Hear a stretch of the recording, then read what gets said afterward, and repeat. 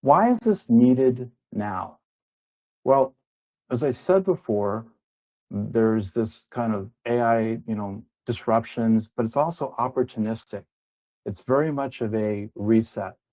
And so to be able to operate and thrive in a reset like we're all going through, if you're in the workforce, if you're a knowledge worker, you have to be more adaptive. You have to be more capable.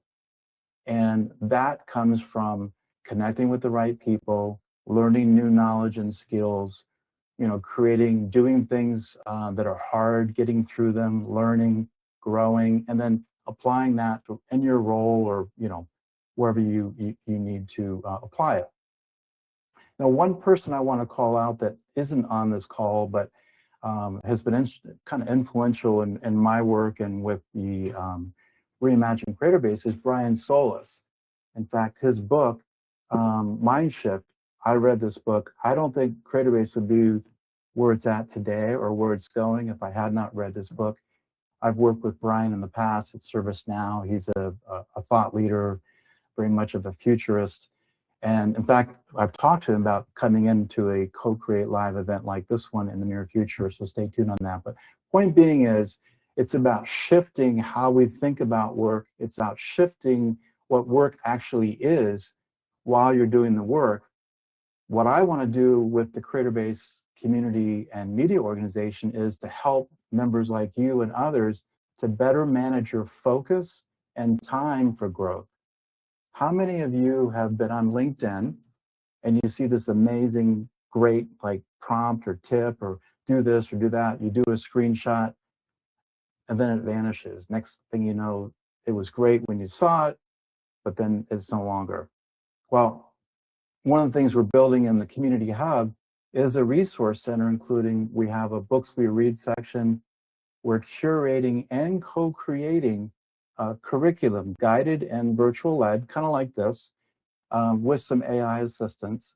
And I'm also working with some strategic partners, can't get into names at this point, but to help build this out. So imagine being able to come to the Community Hub based on your domain of interest, your expertise you're focused on, and you can go and find something that you think will help you or is there, and you can actually recommend a resource or a tool. You could even help create it if the team decides we're going to go off and build it and package it. And that is part of what I'm going to get into here in just a minute around the Co-Create initiative. And it is about helping other people with your domain expertise and leadership. And also, on one end of the spectrum, you're going to be learning and developing new skill or knowledge and relationships. But on the other end of the spectrum, you're probably going to be in a good position to be a mentor to help others, whether it's a peer or it's maybe someone who's early career, like a college student, like Olivia. So that is the kind of the hope for building in the community. And it's always going to be, for me, about people first, enabled by technology. I do not advocate burying ourselves into computers and social media scrolling and being a part of all the craziness that can be out there sometimes. It is about bringing people together, right, in person, maybe even at beautiful places like a resort or an industry event or what have you. There's lots of great places people can convene, whether it's in the day-to-day business, the course of business, or we actually organize it. That's the movement. We can do it. We can create what we want to create, whether it's a resource or it's an event, we can do it.